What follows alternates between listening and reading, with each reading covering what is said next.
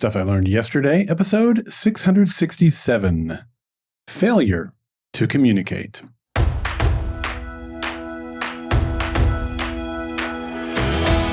Welcome to Stuff I Learned Yesterday. My name is Daryl Darnell. Today is my son's birthday. Happy birthday, Colby. And I believe that if you aren't learning, you aren't living.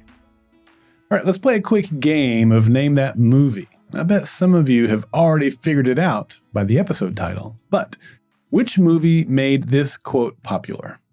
What we've got here is failure to communicate. Well, pat yourself on the back if you said the 1967 film Cool Hand Luke. George Bernard Shaw said the single biggest problem in communication is the illusion that it has taken place. Communication is tricky. On one hand, we are all communicating something, verbal or nonverbal, at all times. On the other hand, I think most of us have significant room to grow in this area. Or maybe it's just me that has significant room to grow. I think most communication issues arise not from things said, but from things unsaid. After our daughter Addie graduated high school, she found herself in an odd place. We go to a fairly large church with multiple campuses. Our campus doesn't have any classes tailored for 20-somethings, and she really didn't want to join a class with older adults. However, one of our other campuses does have a weekly service for her age, and that location is about 20 minutes away. We encouraged her to attend the service, but she resisted. Addie has social anxiety that deeply affects her in certain situations, and going to a new environment surrounded by total strangers where she feared she would have to talk to people is definitely a situation which would cause her anxiety to be an issue. We wanted to be sensitive to her situation, but we were also confident that once she attended 2 or 3 times, she would make relationships, get acclimated to her environment, and her anxiety would subside. We felt strongly that she would ultimately benefit socially and spiritually if she would gather the courage to go. We also offered several options where we could go with her to help her feel more comfortable, but she still refused to go. As an adult, the decision was hers to make, and so we eventually let it go. Now, last summer, our son, Colby, came home, and so we thought this would be a good time to approach the subject again. I pulled him aside, and I told him that I thought it would be good if they attended the service together, and that he would help her make friends and get acclimated. And then once the summer was over, she'd feel comfortable continuing to go without him. I let him know that the choice was his to make, but I thought that going to the service was the best choice. So they talked about it, and they decided to go. But when Tuesday rolled around, they stayed home. And when we asked why, they told us that they thought it made most sense to wait. Colby was leaving the following week to play trumpet in Greece and Italy for 2 weeks, and so they decided to wait until he got back rather than go 1 week and then be gone for 2 weeks. And we understood the logic and agreed with their decision. Once Colby returned, however, they didn't go. The following week, they didn't go either, and the week after that, they didn't go. When we brought it up, we were met with resistance. It was clear she didn't want to go, and he had been unsuccessful in talking her into it. And we were frustrated because, as I said before, we were certain that she would find growth if she would just gather up the courage to do it. Said differently, we felt she was hurting herself by allowing herself to be controlled by fear. But they were adults and responsible to make their own decisions, so we dropped it. At the end of the summer, Colby went back to college, and they never once attended a Tuesday night service. This wasn't the first time we'd faced challenges with Addie in church. Throughout most of her high school years, we'd struggled on Sunday mornings. Addie's anxiety caused her to get physically ill quite a bit. It's an issue that her mom also deals with, and so we tried to give her grace on those mornings, while also trying to help her push through like her mom has learned to do over the years. But for me, the biggest issue was her behavior while at church. Like most churches, ours has times where the congregation stands and times where the congregation sits. And different church denominations and their traditions have different purposes for this and different things that are said and done during those times. For our church, we stand during most of the singing portion of the service. We stand for 5 to 10 minutes and then sit down for about 5 minutes, and then we stand up for another 5 to 10 minutes. So this means you're never really standing longer than 5 to 10 minutes. And during these moments, Addie would often sit after a few minutes and then refuse to stand once the congregation stood again. When I asked her about it, she said her feet hurt and she was too tired to stand for that long. Now, Addie is a physically healthy person, and she was a teenager at the time. To me, there was no reason any able-bodied teenager couldn't stand for 10 minutes.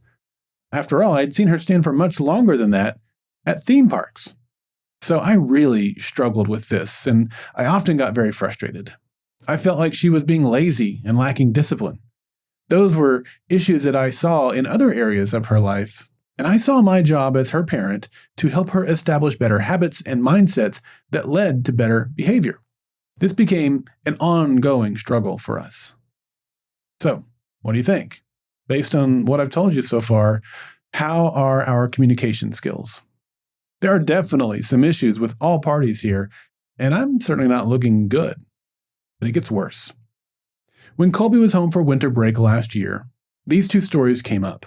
I don't remember exactly what sparked the conversation, but it was an eye-opening conversation for me. As it turned out, both of our kids were upset with us about the way we handled the Tuesday night service situation. In fact, they thought we had been very immature. Remember earlier, I said that once Colby got back and we talked to them about it again, we let it go. They were adults, and it was their decision to make. Well, unexpectedly, our kids both saw this differently. To them, they had chosen not to do what we wanted them to do, and so in response, we gave them the silent treatment. So as it turned out, what we saw as dropping it and letting them make their own decision, they saw as cutting off the conversation and ignoring them. And for 6 months, our kids had been upset with us about this issue, and we had no idea. Once the situation got brought to light and we talked about it, we all recognized it was a big misunderstanding. We each understood the other's point of view, and it was all good. As for the other story, it also has a detail that took a while to reveal itself. Remember that I told you Addie struggled with social anxiety on Sunday mornings. She's also the type of learner that takes in information better if she's doodling while she listens. So she would bring a drawing pad and pencils to use during the sermon. And for years, she told us that she had anxiety on Sunday mornings because she felt like people were looking at her and judging her when she sat or when she doodled. And for years, we encouraged her not to worry about what other people thought. We thought that if we could help her not focus on what others might or might not be thinking, that would go a long way to helping her overcome her anxiety. Well, last year, she revealed that I was the one giving her social anxiety. She felt like I was the one judging her for sitting and doodling.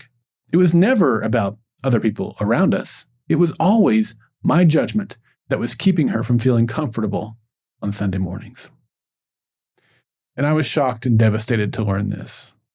All this time, I had been causing more harm than good. My motives were good.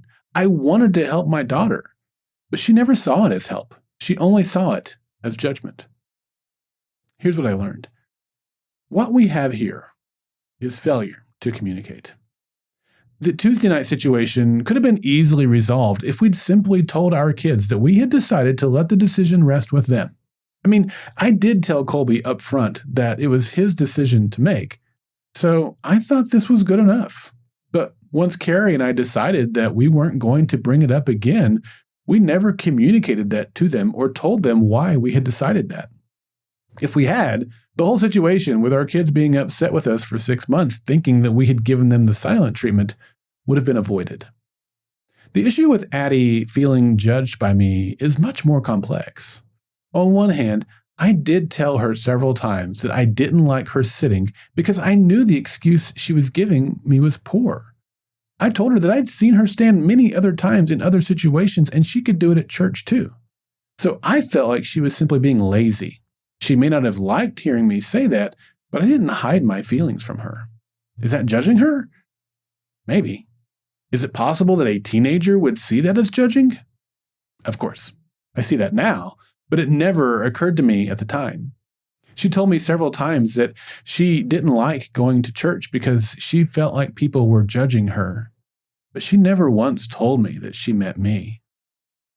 She should have told me that.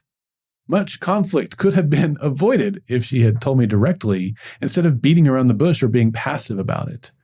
Clearly, she didn't feel comfortable telling me, even though we'd had lots of great conversations and we had always told our kids that they could talk to us about anything. The most frustrating thing is, I'm not sure what I could or should have done differently. I think part of it is teenage immaturity, and part of it is her lack of being clear with her communication. But still, I was the parent, the one in charge, and I failed to create an environment where my daughter felt comfortable telling me the truth. We should all be on the path of seeking to be better communicators. That means being better at vocalizing our points of view, seeking to better perceive when we should speak up to ensure clarity, speaking up when we feel we are being mistreated, and checking ourselves to make sure that we receive communication with an open attitude. None of these are easy, but their fruits are better relationships and peace.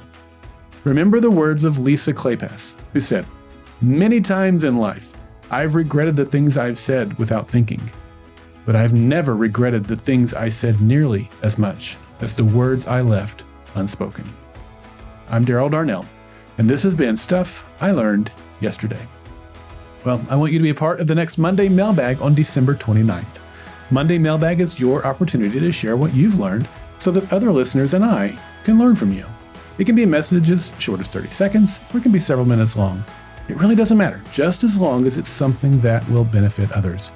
You can send in questions or responses to my SILY episodes, and I'll respond to them via Monday Mailbag episodes.